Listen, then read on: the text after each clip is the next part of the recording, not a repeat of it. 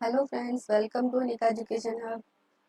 Vision IAS की जो हमने सीरीज स्टार्ट की थी, आज हम 26 अगस्त की न्यूज़ को कवर करेंगे। तो फर्स्ट न्यूज़ हमारी है इंडिया और ग्रीस के रिलेशन को लेकर। अभी पता चला है कि फर्स्ट मतलब ये पहली बार 4 दशकों में पहली बार इंडिया के प्राइम मिनिस्टर ग्रीस पहुंचे हैं और दोनों साइड बायलैटरल टाइज को अपग्रेड करने में सहमत हुए हैं। और अपनी क्योंकि उन्होंने अपनी इंडिया की आउटरीच मेडिटेरियन रीजन तक पहुंचानी है। दोनों साइड एग्री हुए हैं स्ट्रेटेजिक पार्टनरशिप को लेकर और इन्हेंस करेंगे अपनी आउटरीच मेडिटेरियन रीजन तक लेकर। ठीक है, इसकी अगर हम कहें तो मेडिटेरियन रीजन की इम्पोर्टेंस क्या है इंडिया के लिए। तो एक तो ये देखो, इन्हेंस करेगा एंगेजमेंट एंड इंडिया का connection with the region that cover 3 continent. यानी कि जो मतलब ग्रीस जो है एक ऐसी कंट्री है, मतलब हम वहां से एशिया तक भी जा सकते हैं, अफ्रीका तक भी जा सकते हैं और यूरोप तक भी जा सकते हैं। तो ये 3 कॉन्टिनेंट को कवर करेगा। ये वाइटल है हमारी इंडिया की इंडो पैसिफिक पॉलिसी के लिए, क्योंकि इंडिया जो है इम्पोर्टेंट पार्टनर है फॉर मेडिटेरियन कंट्री के लिए।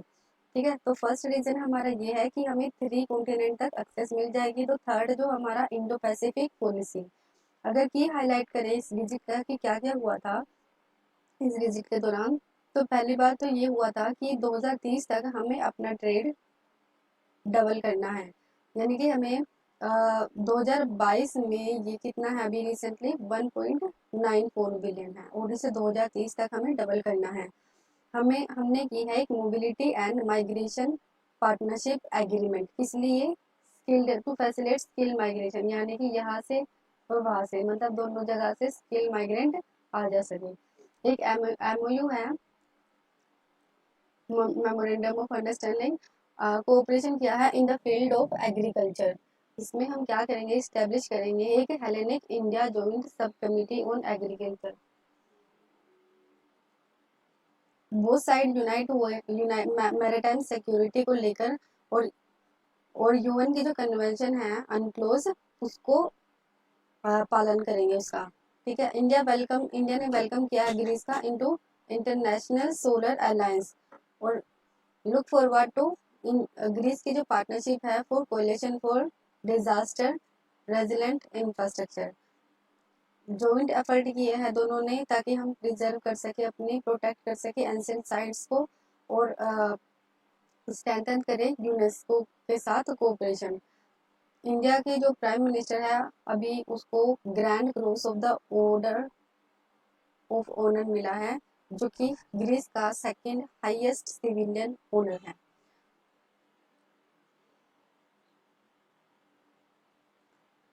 तो हमने क्या क्या किया है, एक ब्रीफ ओवरव्यू ले तो हमने ट्रेड के बारे में बात की है। ट्रेड के बारे में एक सेकेंड।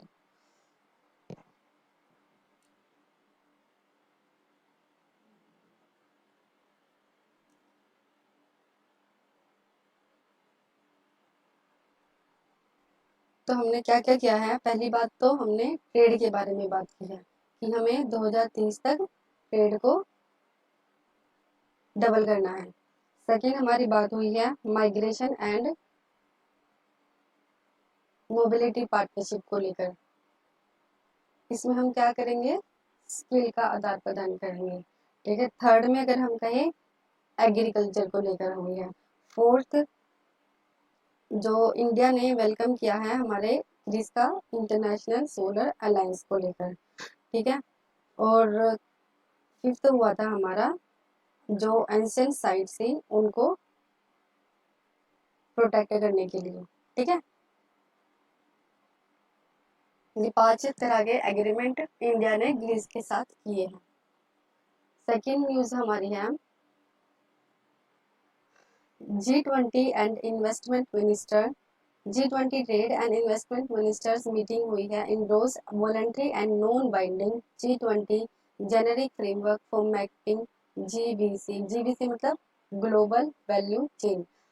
अब हम क्या कर रहे हैं कि जो हमारी ग्लोबल वैल्यू चेन है उसको रेजिलेंट बनाएंगे और सस्टेनेबल बनाएंगे। ठीक है, जीबीसी क्या होता है, series of stages in the production of a product for sale to customers. यानी कि ये सीरीज होती है स्टेजेस, यानी कि एक स्टेज, दूसरी स्टेज, तीसरी स्टेज, तो ये सीरीज बन गई ना एक प्रोडक्शन के प्रोडक्ट में, यानी कि हमने एक प्रोडक्ट स्टार्ट किया यहाँ से, तो मतलब उसमें कुछ वैल्यू एडिंग करते रहे। ईच स्टेट जो है, ईच स्टेट जो है ये वही है, वैल्यू ऐड करेगी, और कम से कम 2 स्टेट जो है वो अलग अलग कंट्री में प्रोड्यूस की जाएगी। जो पार्टिसिपेशन है वो, इससे मदद क्या मिलेगी, जो डेवलपिंग कंट्री है उसके इकोनॉमिक ग्रोथ में मदद मिलेगी। अब चैलेंजेस क्या है जीबीसी में, एक तो ये बहुत ज़्यादा कॉम्प्लेक्स है, क्योंकि हमारी जो डिपेंडेंसीज है और हाईएस्ट वल्नरेबिलिटी टू डिस्ट्रप्शंस, यानी कि जो मोर देन जो डेवलपिंग कंट्री है उसके पास रॉ मटेरियल तो होता है, लेकिन उसके पास जो टेक्नोलॉजी नहीं होती। इंडिया के पास क्या है कि हमारे पास, जैसे कि हम दवाइयों को लेकर चले, फार्मास्यूटिकल जो इंडस्ट्री है उसमें हमारा जो एपीआई है वो we are totally dependent from China. जो हमारी इलेक्ट्रिक जो डिजिटल हम कहें तो डिजिटल इंडिया को बढ़ावा देने के लिए जो डिजिटल उपकरण में, डिजिटल में जो भी उपकरण लगते हैं, जो भी माल लगता है, जैसे सिलिकॉन वगैरह, लिथियम वगैरह, हम टोटली उसके लिए भी इंपोर्ट पर डिपेंडेंट है। तो ये बहुत ज़्यादा कॉम्प्लेक्स प्रोसेस है, एक नॉन इंक्लूसिव है, क्योंकि जो बहुत सारी जो डेवलपिंग कंट्री है वो जीबीसी में पार्टिसिपेशन करने के लिए अभी पीछे है। ठीक है, तो वे क्या होना चाहिए, way for reviving GBC growth, एक तो डाटा ड्रिवन एनालिसिस करो, एविडेंस बेस्ड एनालिसिस, और आइडेंटिफाई को सोल्यूशन को, जिसमें डिजिटल सोल्यूशन भी शामिल होंगे। हमें अपनी जो डेवलपमेंट है उसको सस्टेनेबल करना होगा, इंक्लूसिव बनाना होगा, ओपन होना चाहिए, नॉन डिस्क्रिमिनेशन होना चाहिए, कोलैबोरेशन करना होगा, हमें इनहेंस करना होगा, हमें रेगुलेटरी कोलैबोरेशन और एडमिनिस्ट्रेटिव प्रोसेस को स्ट्रीमलाइन करना होगा, हमें एक rule based multilateral trading system स्थापित करना होगा। यानी ये नहीं है कि इससे डेवलपिंग कंट्री को तो नुकसान होता रहे और डेवलप कंट्री उनका मजा लेते रहे, मतलब उनका फायदा उठाते रहे। तो अगर हम अदर इंडोर्समेंट देखें तो क्या क्या हुआ था, high value principle of digitalization of trade, trade को डिजिटलाइज करने की बात हुई है, और Jaipur call for action, upgrade करेंगे हम global trade help desk of international trade centre, ताकि जो इंफॉर्मेशन गैप है एमएसएमई के द्वारा जो फेस किया जाता है उसको कम कर सके। जो आईटीसी है इंटरनेशनल ट्रेड सेंटर, वो क्या है, वो कोऑपरेशन एजेंसी है अंटार्क की और डब्ल्यूटीओ की फॉर कनेक्टिंग स्मॉल बिजनेस को in developing country to international.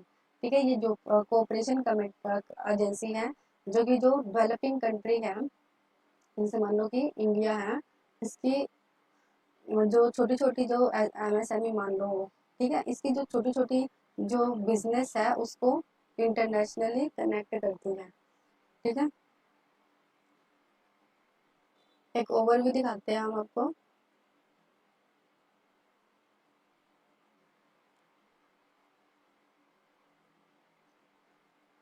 ठीक है, इसमें क्या क्या बात हुई है हमारी, हम क्या करेंगे, जो जीबीसी के बारे में बात हुई है, जीबीसी हमें पता लग गया कि ये series of stages in production है, सीरीज है ऑफ स्टेजेस इन प्रोडक्शन, और हर सीरीज पर वैल्यू ऐड होता रहेगा, और कम से कम 2 जो वैल्यू एडेड है वो 2 कंट्री में होंगे।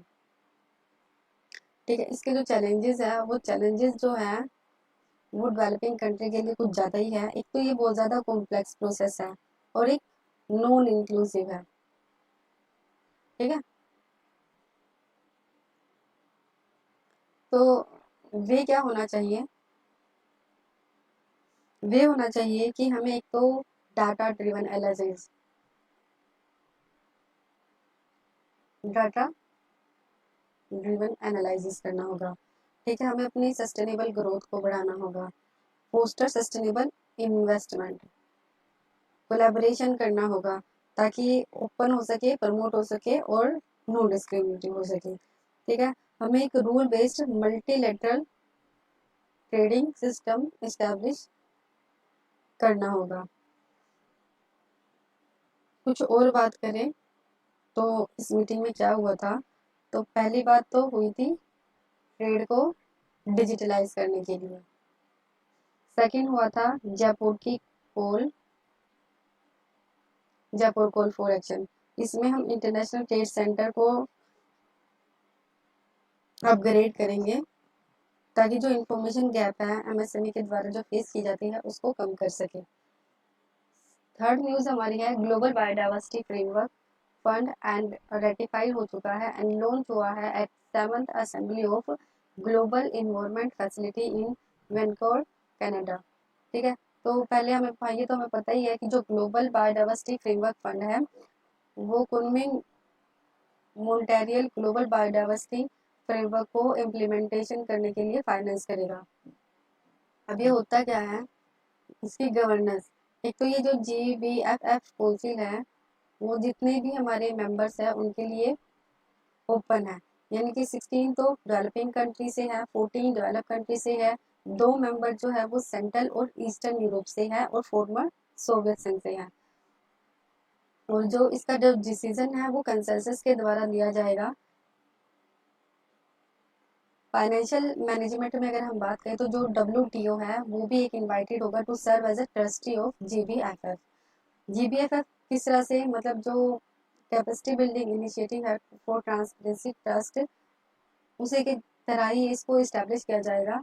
Least development fund, similar climate fund and Nagoya protocol investment fund, इन्हीं की तरह ही ये एक फंड है। इसकी फीचर्स क्या होगी, ये मोबिलाइज करेगा और डिस्पर्स करेगा कैपिटल को from public private philanthropic resources और फोकस करेगा sustainability of biodiversity and ecosystem. ठीक है, ये प्राइवेट लोगों से, मतलब इन लोगों से, पब्लिक से, प्राइवेट से और जो फिलैंथ्रोपिक रिसोर्स होते हैं वहां से रिसोर्स को मोबिलाइज करेगा और उसको सस्टेनेबिलिटी जो है बायोडाइवर्सिटी और इकोसिस्टम के सस्टेनेबल यूज को यूज करेगा। और जो 20% फंड है, जो 20% फंड है वो सपोर्ट करेगा इंडिजीनियस लैंड इनिशिएटिव को ताकि अपने बायोडाइवर्सिटी को कंजर्व कर सके और बचा सके। स्मॉल आइलैंड कंट्रीज जो डेवलपिंग कंट्रीज है और जो लीस्ट डेवलपिंग कंट्रीज है उनको भी पहले प्रायोरिटी पर ये रखेगा।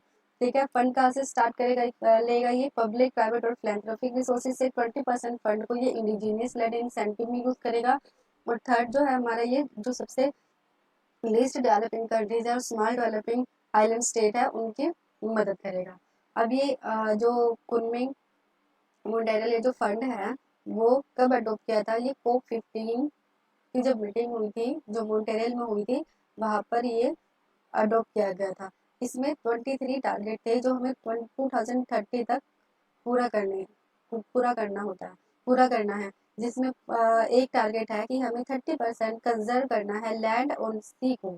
ठीक है, लैंड एंड सी को हमें 30% कम कर कंजर्व करना है और 50% रिड्यूस करनी है हमें इन्वेजिव स्पीसीज।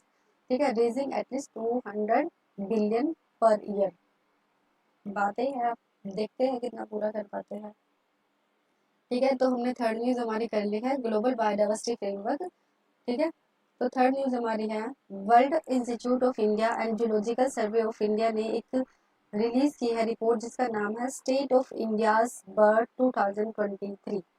रिपोर्ट जो है एक पीरियोडिक असेसमेंट करती है, डिस्ट्रीब्यूशन देखती है, ट्रेंड देखती है, कितनी ज़्यादा अबेंडेंस में है, कमी में है, उसके कंजर्वेशन स्टेटस को देखती है। ठीक है, ये कहा था फैले हुए हैं, कितनी इसकी अबेंडेंस है, कौन सा कंजर्वेशन स्टेटस है। अब इस रिपोर्ट में बताया गया है कि जो बर्ड की स्पीसीज की जो रिचनेस है वो कम हो गई है। क्यों हो गई है, क्योंकि जो कमर्शियल मोनोकल्चर है वो इंक्रीज हुआ है अर्बनाइजेशन की वजह से, इंफ्रास्ट्रक्चर डेवलपमेंट की वजह से, क्लाइमेट चेंज की वजह से जो हमारी बर्ड स्पीसीज है उसको बहुत ज़्यादा नुकसान हुआ है। जो लॉन्ग डिस्टेंस माइग्रेंट है, यानी कि जो दूसरे देशों से हमारे मतलब एक दूसरे देशों में जाते थे, तो वो भी डिक्लाइन हुआ है लगभग 50%, यानी कि आधी जनसंख्या जो थी बर्ड स्पीसीज की वो भी लॉन्ग डिस्टेंस यानी कि एक से दूसरे देश में आते थे तो वो भी 50% कम हुई है। शोर birds that breed in the Arctic, अगर आर्कटिक वो भी सबसे ज्यादा अफेक्ट हुए हैं, लगभग 80% वो डिक्रीज हो गई है, डिक्लाइन हो गई है। ठीक है, आर्कटिक वाले भी बहुत ज्यादा नुकसान हुए हैं। Several bird species such as Indian peafowl, rock pigeon, Asian koel, house crow, ये इंक्रीजिंग ट्रेंड पर है। देखिए ये जो पक्षी है, ये जो बर्ड स्पीसीज है वो इंक्रीजिंग ट्रेंड पर है। तो पहली बात तो जो बर्ड की रिचनेस क्यों रिड्यूस हुई है? कमर्शियल मोनोकल्चर को लेकर, plantation, urbanization, infrastructure development and climate change. Long distance जो माइग्रेंट बर्ड्स थे वो उनकी जो संख्या है वो लगभग 50% कम हुई है, और जो आर्कटिक में जो शोर बर्ड्स ब्रीड करते थे उनकी संख्या भी 80% कम हुई है। जो इंडिया के पीपल थे, रॉक पिजन थे, आशियान कोयल, हाउस क्रू, इनकी जो संख्या है वो इंक्रीजिंग ट्रेंड पर है। जो इंडेंजर स्पीसीज के बारे में देखें तो इंडिया की जो स्कीमर है, ये जो देख लो अराउंड चंबल, गंगा, महानदी, यमुना, सोन रिवर, ये इंडेंजर्ड में है। ब्लैक पैरेंट टर्न, ये रिवर्स है हमारी चंबल, महानदी, गंगा, सोन, गोदावरी, यमुना, ये भी इंडेंजर्ड है। और क्रिटिकल इंडेंजर्ड में वो पता ही है, हमारा फेवरेट बर्ड एक हमारा है ग्रेट इंडियन बस्टर्न, जो राजस्थान और गुजरात में मुख्यतः पाया जाता है, और बंगाल का फ्लोरिकन जो रजिस्टर मतलब लगभग वो हिमालयन के तराई क्षेत्रों में और grassland of north eastern region में पाया जाता है। और बेयर का जो पोचार्ड है wetland of Assam and Manipur में पाया जाता है, ये क्रिटिकल इंडेंजर है। ग्रेट इंडियन बस्टर्ड, बंगाल का फ्लोरिकन और बायस पोचार्ड, ये 3 जो स्पीसीज है वो क्रिटिकल इंडेंजर्ड है। और इंडेंजर्ड में है इंडियन स्कीमर और ब्लैक बैलेंड फर्न। अब वर्ल्ड इंस्टीट्यूट ऑफ इंडिया, इसके जो हेडक्वार्टर है वो देहरादून में है। 1982 में स्टैब्लिश किया गया था। एक autonomous natural resource service institution है under ministry of environment, forest and climate change. Function है बायोडाइवर्सिटी रिसर्च को मतलब कंडक्ट करता है wildlife research in area of biodiversity endangered species में। प्रेसिडेंट में कौन होता है? Minister in charge of ministry of environment, forest and climate change. Next हमारा है India hike not best option to curb inflation can hurt recovery. Finance minister ने कहा है कि जो हम रेट हाइक कर रहे हैं वो बेस्ट ऑप्शन नहीं है इन्फ्लेशन को कम करने का, यानी कि जो हम सीआरआर जो हमने ये इंक्रीज की हुई है वो एक बेस्ट ऑप्शन नहीं है हमारा इन्फ्लेशन को कम करने का। क्यों नहीं है? क्योंकि जो इन्फ्लेशन है वो सीआरआर की वजह से नहीं है। मतलब चलो देखते हैं। देखो इंडिया का जो इन्फ्लेशन टारगेटिंग रिजीम है, inflation is brought down to a targeted level by increasing or decreasing interest rate prevailing in economy. इन्होंने बताया है कि देखो हमारे जो इंडिया है उसमें आरबीआई जो है वो सीआर का यूज करता है, रेपो रेट का यूज करता है ताकि जो इन्फ्लेशन है उसको कम कर सके। लेकिन जो रिसेंटली जो इन्फ्लेशन है वो इसकी वजह से नहीं है। क्योंकि देखो रीजन क्या है कि रीजन क्या है, क्योंकि एक तो जो डिमांड और सप्लाई में मिसमैच हो रहा है वो एक रीजन है। मानसून की वजह से जो एक शॉक लगा है हमारे प्रोडक्शन को, एग्रीकल्चर प्रोडक्शन को, सब्जियां बिल्कुल नष्ट हो गई थी, तो उसकी वजह से जो डिमांड सप्लाई का मिसमैच हुआ है उसकी वजह से हम इन्फ्लेशन जो है वो कंट्रोल नहीं कर पा रहे। जो डोमेस्टिक फैक्टर है, देखिए ये डोमेस्टिक फैक्टर जैसे fly disease, uneven monsoon distribution, उन्होंने वेजिटेबल के जो प्राइस है वो बढ़ा दिए हैं। Geo political uncertainty major reason है, जैसे रशिया और यूक्रेन का वॉर देखे तो हम, ठीक है।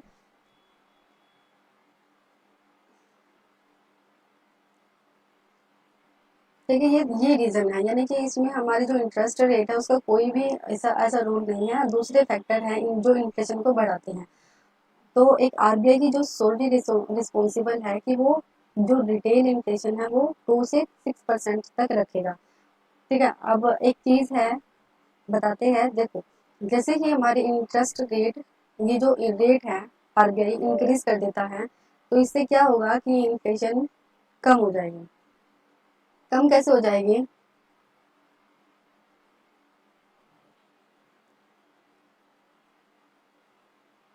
देखो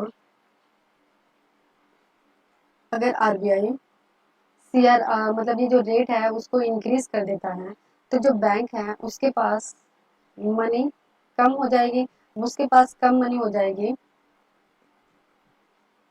उसके पास क्या होगा कि वो लोन नहीं दे सकेगा। अब कम मनी हो जाएगी तो वो लोन नहीं दे पाएगा। लोन नहीं दे पाएगा तो मार्केट में पैसा नहीं जा पाएगा, ठीक है। मार्केट में पैसा नहीं होगा तो सीधी सी बात है ये जो लिक्विडिटी है उसको सक कर लेगा, यानी कि उसको अब्जॉर्व कर लेगा, ठीक है। अगर आरबीआई रेट को कम कर देता है, रेट को कम कर देता है, तो जो बैंक है उसके पास जो अमाउंट है इंक्रीज हो जाएगी, तो वो इस अमाउंट को लोन के लिए दे देगा। अब लोन दे देगा तो पब्लिक के पास पैसा होगा, तो इससे जो लिक्विडिटी है वो इंक्रीज हो जाएगी। ठीक है, इससे जो है इन्फ्लेशन इन्फ्लेशन नहीं कम होगी, इससे डिफ्लेशन जो हमारी है वो कम हो जाएगी। ठीक है, क्योंकि इससे डिमांड बढ़ेगी तो हमारी जो डिफ्लेशन है, जो मंदी है, उसको कम किया जा सकता है। ठीक है, जब रेट इंक्रीज करता है, जब रेट इंक्रीज करेगा तो जो है महंगाई, जो हमारी जो लिक्विडिटी है वो डिक्रीज हो जाएगी। अगर डिक्रीज करता है तो लिक्विडिटी क्या हो जाएगी, इंक्रीज हो जाएगी। ठीक है, इन्वर्सली प्रोपोर्शन है, यानी कि जो बैंक रेट है हमारी वो इन्वर्सली प्रोपोर्शन है इन्फ्लेशन और डिफ्लेशन में। ठीक है,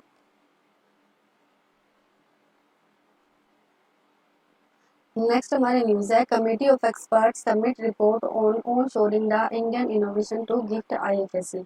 जो कमेटी ऑफ एक्सपर्ट है उसका एम है कि हमारा जो उन्होंने मतलब देखा है कि जो इंडिया के जो स्टार्टअप्स हैं वो दूसरी जगह जा रही है, जैसे कि सिंगापुर जा रही है, तो उसको रोकने के लिए उन्होंने कुछ सजेशंस प्रपोज किए हैं। तो पहला तो है, उन्होंने कहा है कि इट इज़ आल्सो, वो स्टार्टअप्स को भी इंकरेज करेगा जो कि एक्सटर्नलाइज हो गई है, टू रिटर्न बैक टू, मतलब दैट आर प्रेजेंटली एक्सटर्नाइज, यानी कि जो बाहर जा चुके हैं तो उसको भी हम अपनी गिफ्ट सिटी में वापस बुलाएंगे। अभी जो कमेटी ऑफ एक्सपर्ट्स है वो किसके द्वारा बनाई गई थी, international financial service centre authority के द्वारा। बता दें आपको कि जो इंडिया है वो थर्ड लार्जेस्ट, इंडिया पूरे वर्ल्ड का थर्ड लार्जेस्ट स्टार्टअप इकोसिस्टम में आता है। पहला यूएसए है और सेकंड चाइना है। ठीक है, अब ये होता है क्या स्टार्टअप, इसमें क्या होता है कि up to a 10 period from the date of cooperation इसको एक प्राइवेट लिमिटेड कंपनी की तरह ट्रीट किया जाता है। इसका जो टर्नओवर है वो 10 करोड़ से ज़्यादा नहीं होना चाहिए, और ये जो है वो innovation of goods and services में इसका काम होना चाहिए। अगर अगर ड्राइवर देखिए तो क्या क्या मतलब ऐसे चीज़ है जो इंडियन स्टार्टअप को ग्रोथ करने में मदद करता है। एक तो हमारा जो इंडिया है वो कंजप्शन ड्रिवन ग्रोथ है, क्योंकि जो इंडिया जो है वो थर्ड लार्जेस्ट है in terms of purchasing power parity. खरीदा बहुत ज़्यादा है, कंजप्शन है, तो इंडिया के स्टार्टअप बढ़ते ही है। ठीक है, तो कंजप्शन कंट्रीब्यूट 70% ऑफ जीडीपी। एक हमारे यहाँ पर हाई टेक, मतलब अच्छे खासे जो इंजीनियर वगैरह है, टेक्नोलॉजी टेक जो है, टैलेंट जो है वो फूट फूट के भरा हुआ है। तो रीज़न क्या है, ये जा क्यों रही है? एक तो हमारा जो रेगुलेटरी इन्वायरमेंट है वो बहुत ज़्यादा इतना अच्छा सूटेबल नहीं लगता उनको कि हम यहाँ पर काम कर सके। उन्हें ज़्यादा अच्छा विदेश का लगता है, फॉरेन कंट्री का लगता है, क्योंकि वहाँ पर जो रूल्स है वो ईजी है as compare to India. Prospect for better valuation with access to foreign capital market, यानी कि उनकी जो उनको जो मनी मिलती है, यानी कि उनको काम करने में जो पैसा मिलता है वो भी अच्छा मिलता है एज कम्पेयर टू इंडिया। और जो फॉरेन कैपिटल मार्केट है, एक्सेस है, उसकी भी बहुत अच्छा मतलब उसको एक्सेस मिलता है। तो इंडिया पर इसका इम्पैक्ट क्या होगा कि इंडिया की स्टार्टअप जो है वो बाहर जा रही है। ठीक है, वो बाहर जाके अपना इन्वेस्ट कर रही है, तो इम्पैक्ट क्या है, पहली बार जो हमारे जो हाई टेक इंडिया के जो टैलेंट है उसका ब्रेन ड्रेन हो जाएगा। जो वैल्यू क्रिएशन होगा इन फॉरेन जुरिडिक्शन में, और हमारा जो टैक्स रिवेन्यू लॉस है वो तो हमारा होगा ही। तो रिकमेंडेशन की है कि तो रिव्यू कमेटी की for delay in grant of patent and trademark, उनको देखो। ठीक है, जो डिले हो रही है पेटेंट को देने में, ट्रेडमार्क को देने में, उसको देखो। Provide exceptions from applicable condition for listing of startup इन, जो मतलब कंडीशन है एप्लीकेबल कंडीशन उसको थोड़ा सा कम करो, ताकि जो स्टार्टअप है वो गिफ्ट सिटी में एप्लीकेबल हो सके। कुछ स्पेशल कोर्ट या फिर आर्बिट्रेशन को बनाओ, ताकि जो डिस्प्यूट है वो जल्दी से जल्दी हम खत्म कर सकें। ठीक है, तो कमेटी ऑफ देख लिया कि हमारे इंडिया के स्टार्टअप्स बाहर जा रहे हैं, तो उन्होंने कुछ सजेशंस जो है वो पेश की थी कि किस तरह से हम अपने स्टार्टअप्स को कम करेंगे। ठीक है, तो शॉर्ट न्यूज़ में अगर हम देखें तो टैली लॉ आया है, ministry of law and justice ने टैली लॉ 2.0 को इंटीग्रेट किया है टेलीलॉ और न्याय बंधु ऐप के साथ, ताकि जस्टिस आसानी से मिल सके। टेलीलॉ क्या करेगा, ये बेनिफिशियरी को लॉयर के साथ कनेक्ट करेगा, ठीक है, और बेनिफिशियरी को लॉयर के साथ कनेक्ट करेगा। और ये जो सर्विस है वो कॉमन सर्विस सेंटर पर भी अवेलेबल है और टेलीलॉ सिटीजन मोबाइल एप्लीकेशन पर भी अवेलेबल है। ये न्याय बंधु क्या भी है, ये जो है एडवोकेट को कनेक्ट करेगा इंटरेस्टेड इन, जो कि इंटरेस्ट होते हैं वॉलंटरी सर्विस देने में, ठीक है, जो मार्जिनाइज कम्युनिटीज है उनको अपनी वॉलंटरी सर्विस प्रोवाइड करेंगे ये एडवोकेट इन द न्याय बंधु स्कीम। अब जो लॉयर है नालसा के, वो ऑनबोर्डेड है to provide telelaw services and to pro bono legal services at district level. ये जो लॉयर है नालसा वाले, वो डिस्ट्रिक्ट लेवल पर सर्विस को प्रोवाइड करते हैं। तो अब ये देखो 70 ईयर हो गई है कूब इन ईरान। 1953 में इंडिया जो यूएस था, उन्होंने ईरान के प्राइम मिनिस्टर को टॉपल कर दिया था, वहां पर वो आ गए थे। और ये जो कूब किया क्यों था, क्योंकि अमेरिका को फियर था कि वो जो ये ईरान है वो सोवियत तरफ की तरफ टिल्ट ना हो जाए, क्योंकि पॉसिबिलिटी थी कि वो सोवियत संघ की तरफ टिल्ट हो जाएगा एंड लॉस हो जाएगा ऑफ ईरान के क्रूड ऑयल का। तो it is consider to be back by countries, यानी कि ऐसा माना, मतलब ये माना जाता है कि ये जो कंट्री है वो शिया क्लर्जी के द्वारा मतलब लीड की जाती है, ठीक है। इसमें मोहम्मद रजा पहलवी जो है वो पावर में थे। तो इट फ्यूज फॉर, मतलब ये 1979 में एक इस्लामिक रेवोल्यूशन होती है, जिसमें शाह को मजबूर कर दिया भागने के लिए ईरान से। और जो आयतुल्ला रूहुल्लाह खोमेनी है usher in theocracy that govern in the country. Shah तो भाग गए, उसकी जगह कौन आ गया, आयतुल्ला रूहुल्लाह खोमेनी, ठीक है। मतलब इसमें इसकी एक थोड़ी सी हिस्ट्री सी दी गई है। इंडिया का जो स्मार्ट सिटीज है अवार्ड कंटेस्ट 2023, तो देखो जो ये ISCAC है उसको किसने ऑर्गेनाइज किया है, महुआ ने, ministry of housing and urban affair ने।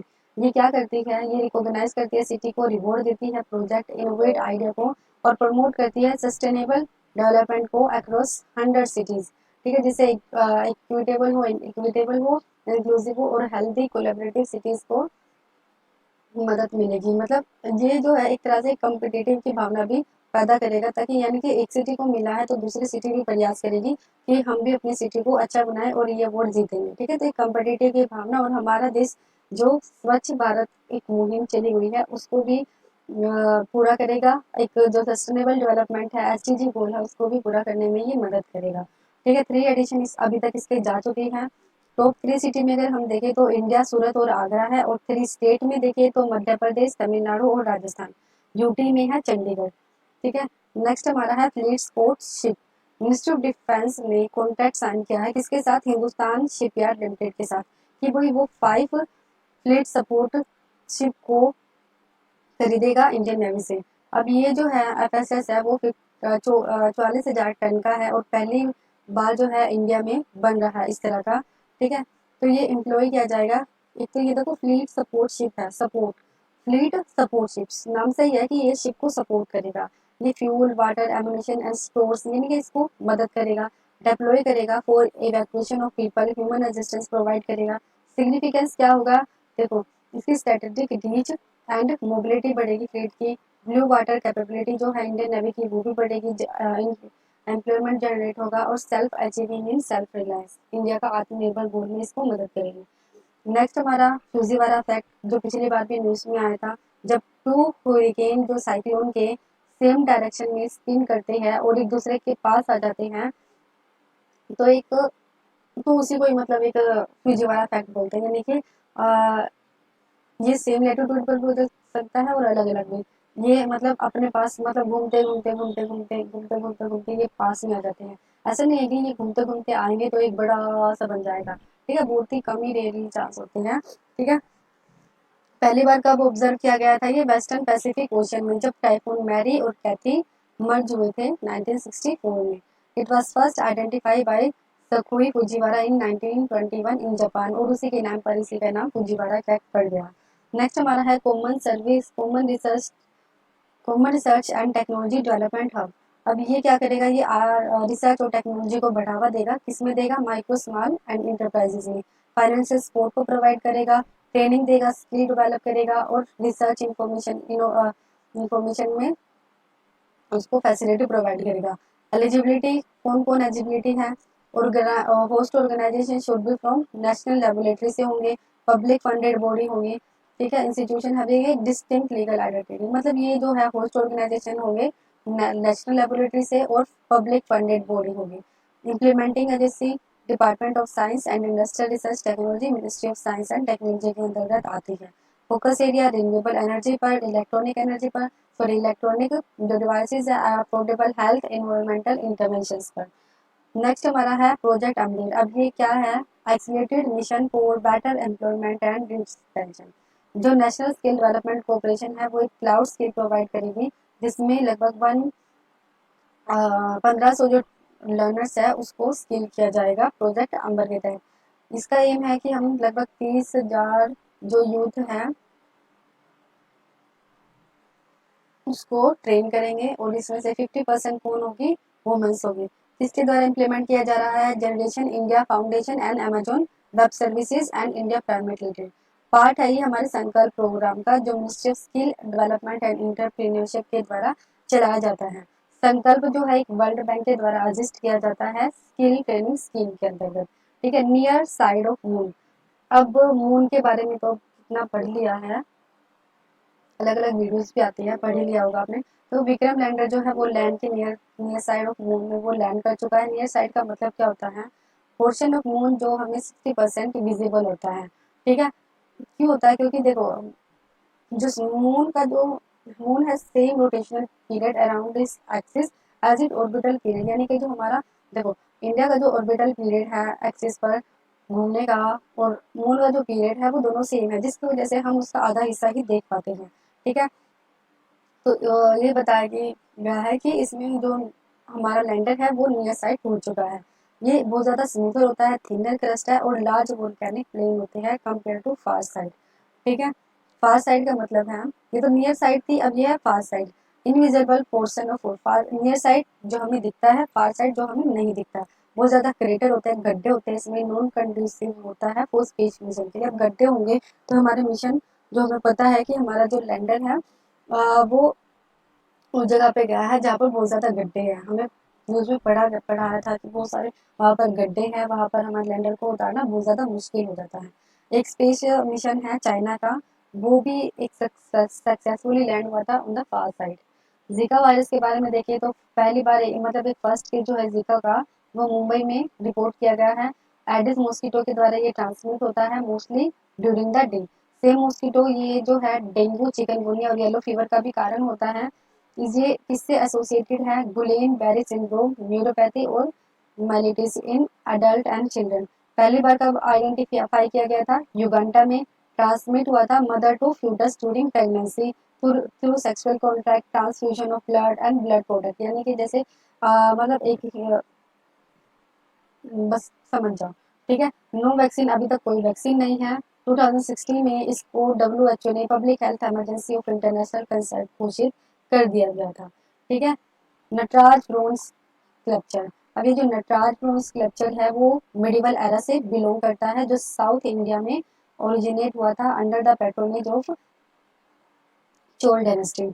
ये फीचर क्या है, ये इन सर्कल है विद प्रभा मंडल, यानी कि सर्कल ऑफ फायर। देखो ये सर्कल ऑफ फायर है, ठीक है। अपर साइड जो है, जो अपर साइड में एक साइड में डमरू लिया होता है, एक हाथ में ये अग्नि लिया होता है, ठीक है। लोअर हैंड में अभय मुद्रा की तरह ये खड़ा होता है, लोअर हैंड यानी कि ये जो अभय मुद्रा की तरफ है। ज्वार लाइक फिगर होती है, रिप्रेजेंट करता है अपस्मार पुरुष को। फ्रंट जो लेफ्ट हैंड है वो raised left foot signify refugees for troubled soul, ठीक है। तो मतलब ये हमारा जो आर्ट एंड कल्चर है उसमें कंप्लीट हो जाता है। तो आज की जो 25 की 26 की थी ना, 26 की जो न्यूज़ है वो हमारी कवर हो चुकी है। Thank you.